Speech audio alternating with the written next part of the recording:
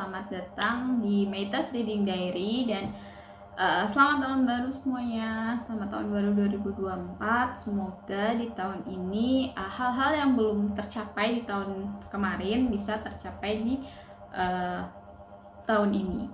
Nah, untuk edisi awal tahun ini Meitas Reading Diary akan merekap buku-buku apa aja sih yang non-fiksi dan terkait kajian perempuan yang sudah aku baca. Ada sekitar 10 buku. Yang pertama adalah ini Akhir Penjantanan Dunia yang ditulis oleh Bu Esther Lianawati dan diterbitkan oleh EA Book. Jadi buku ini itu menurut aku cocok untuk dibaca oleh orang-orang yang sebenarnya sedang bertanya-tanya apa sih sebenarnya yang diinginkan oleh feminisme gitu. Kenapa kok mereka kelihatan galak-galak banget? Terus apa sih tujuan dari gerakan feminisme ini gitu? Jadi seperti untuk memperkenalkan pada kita apa sih sebenarnya kayak gerakan kesetaraan ini tuh kayak gimana. Yang kedua adalah buku Invisible Women. Nah, kalau buku ini tuh kemarin sempat ramai ya karena dibahas oleh Najwa Shihab di acaranya dia, dan ini adalah salah satu buku yang agak lama aku bacanya karena banyak banget mengandung data-data gitu. Jadi di buku ini tuh seperti menunjukkan gitu pada kita bahwa ini loh dunia ini tuh dibikin oleh dan buat laki-laki gitu loh. Perempuan itu tuh kayak cuma numpang hidup di sini, makanya perempuan harus berusaha sebegitu kerasnya untuk bisa tinggal dengan nyaman di dunia ini. Lalu yang ketiga, ini ada Feminisme di Prancis. Buku ini itu ditulis oleh Bu Esther Lianawati juga berdasarkan dari kelas yang dia bawakan di Hipatia Indonesia.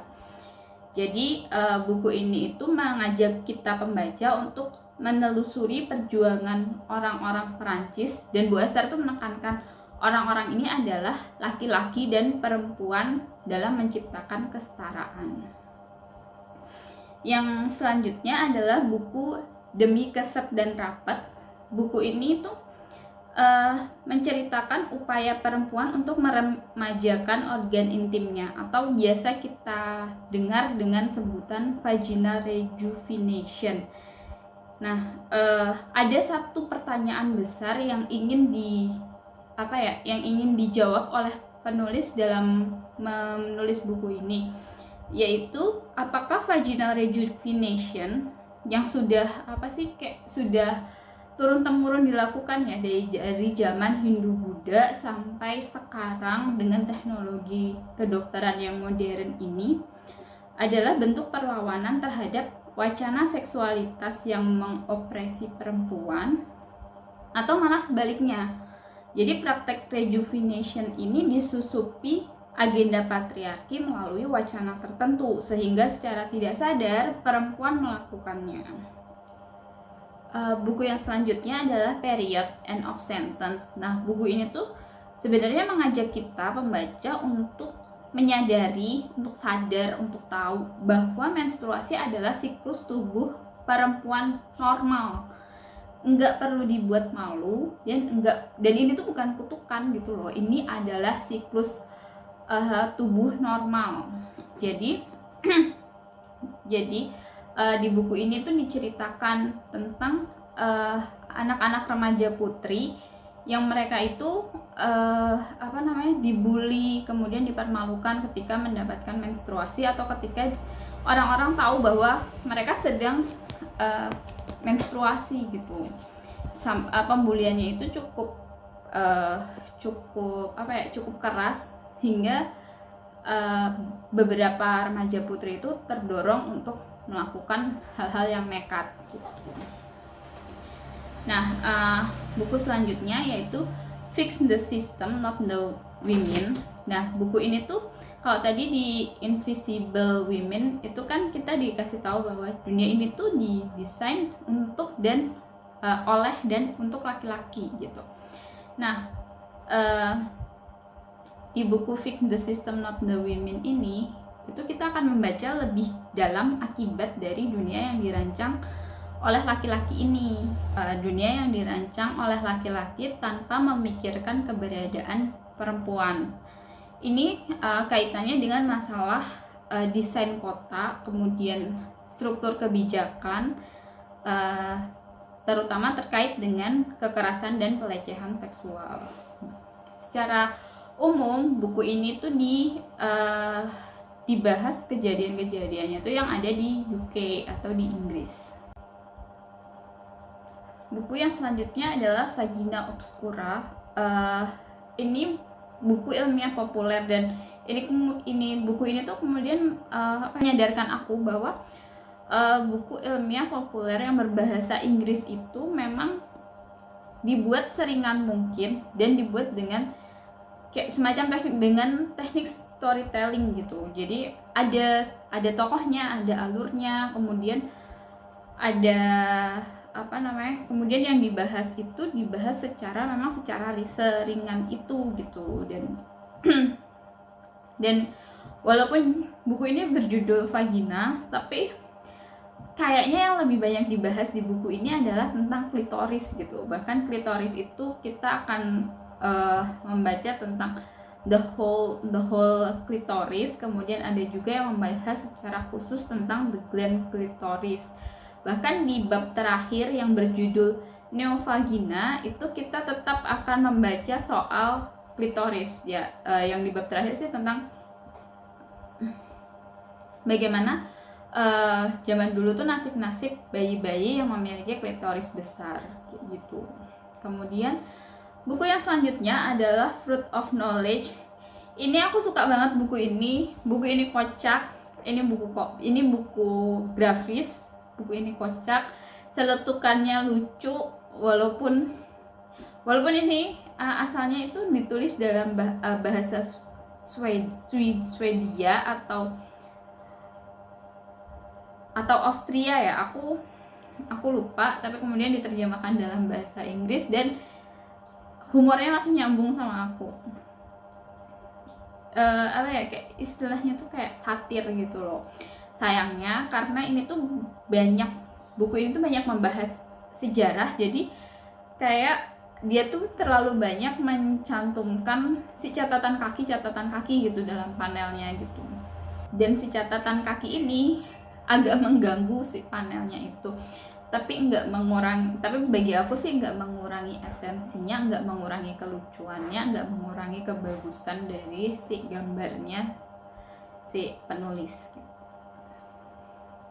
Kemudian buku yang selanjutnya ini adalah buku yang nggak terlalu berkesan buat aku, karena sebenarnya bukunya menarik ya, karena ini tuh ditujukan untuk remaja dan remaja putri, bahwa woman don't owe you pretty. Jadi kayak kamu tuh nggak harus ngikutin standar apapun untuk menjadi dirimu sendiri kayak gitu kan. Tapi agak mungkin karena aku telah terpengaruh ya ketika aku membaca buku ini, kemudian aku melihat di Instagram bahwa buku ini itu terindikasi plagiat gitu. Apalagi kemudian ternyata bukan benar ya, maksudnya yang menguatkan pendapatku adalah ketika aku melihat bahwa si penulis itu menulis, oh ini bukan buku feminisme, ini tuh buku ini tuh memoir, ini tuh cerita aku kayak gitu. Tapi dia memasukkan cerita-cerita tentang perempuan berkulit hitam gitu, padahal dia kan bukan gitu loh. Jadi kayak aku jadi tidak terkesan aja sih sama bukunya. Dan yang selanjutnya bukunya adalah This is Your Brain on Birth Control. Ini buku yang menarik buat aku, bahwa nggak tahu kenapa selama aku belajar ilmu perobat-obatan di kuliah, kemudian aku bekerja sebagai apoteker, ini bukan hal yang masuk ke dalam radarku bahwa sebegitu kuatnya pengaruh hormon sintesis yang ada dalam birth control itu mempengaruhi tubuh perempuan gitu. Dan ini harusnya menjadi concern ya, karena kan perempuan sebegitu banyaknya ya mengkonsumsi si birth control ini.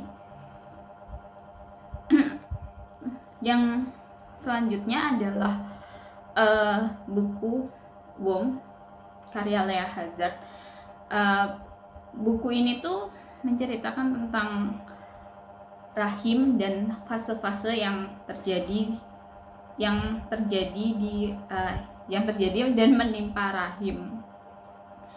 Dan ini adalah buku yang menarik karena kemudian buku ini yang membuat aku bertanya-tanya kenapa dunia medis sebenci itu terhadap perempuan, dan membuat aku terdorong untuk lebih banyak membaca buku-buku soal sejarah kemudian medis yang terkait dengan perempuan. Nah, itu adalah buku-buku terkait buku-buku non fiksi terkait kajian perempuan yang aku baca. Dan saat ini aku sedang ada beberapa buku yang aku baca. Semoga bisa selesai di bulan Januari, tapi kalaupun enggak juga nggak apa-apa. Ada yang pertama adalah ada Birth Control dan Give Birth Like a Feminist. Yang keduanya ini membahas tentang pelemahan terhadap perempuan hamil dan melahirkan. Kedua buku ini rencananya mau dibahas di Hipatia Indonesia, tapi di bulan sekitar bulan April atau Mei. Tapi mari kita lihat nanti. Kemudian lalu ada buku yang berjudul If. Ini buku juga menarik banget karena membahas tubuh perempuan dari sisi evolusi. Dan yang terakhir adalah Unwell Women yang membicarakan tentang perempuan di dunia medis. Nah, si Unwell Women ini buku yang aku baca karena aku terdorong untuk membacanya karena aku menyelesaikan si buku Womb itu tadi. Nah, demikian video kali ini. Semoga rencana bacaanku bisa berjalan untuk 4 buku ini. Dan kalau teman-teman ada rekomendasi buku yang terkait kajian perempuan, kemudian sejarah dan tentang dunia kesehatan, bisa tulis di kolom komentar ya. Siapa tahu bisa menarik untuk aku baca juga.